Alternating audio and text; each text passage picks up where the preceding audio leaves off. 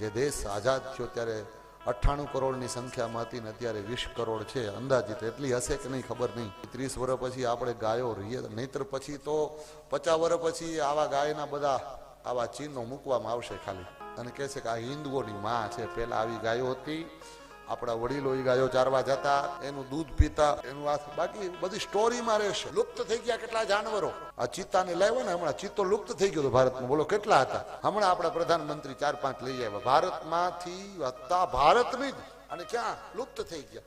એવી રીતે મને એવું લાગે છે 25-50 વર્ષ પછી ગાયો પણ 4-5 ઓલું આપણો એક જે દેશ છે ભારતના ભાવનગરના રાજા કૃષ્ણકુમારજીએ બ્રાઝિલની ખાલી એક થોડીક ગીર ગાયો આપી હતી ને એક ધણખૂટ આપ્યો હતો. આજે બ્રાઝિલ આર્થિક રીતે સમૃદ્ધ હોય, બ્રાઝિલ આખામાં જે બ્રાઝિલ પાસે ગાયો છે ને વર્લ્ડમાં કોઈ પાસે નથી. એ 4 ગાયો ને એક ધણખૂટના માધ્યમથી આટલું આખો દેશનું અર્થતંત્ર ચાલતું હોય, અને જે દેશમાં 98 કરોડ ગાયો હતી ત્યાંની પ્રજા ભૂખે મરતી હોય, આનાથી વધારે આપણા માટે સમય કયો ખરાબ હોય છે. તમે બ્રાઝિલમાં જાઓ, ત્યાં આજે પણ ભાવનગરના રાજાને એટલું જ સન્માન આપવામાં આવે છે. ત્યાં અહીંયા આપણે જે મોલા ચોકમાં પૂતળા મૂક્યા હોય ને, ત્યાં નંદીનું ચિત્ર મૂકવામાં આવે છે, નંદીનું પૂતળું મૂકવામાં આવ્યું છે.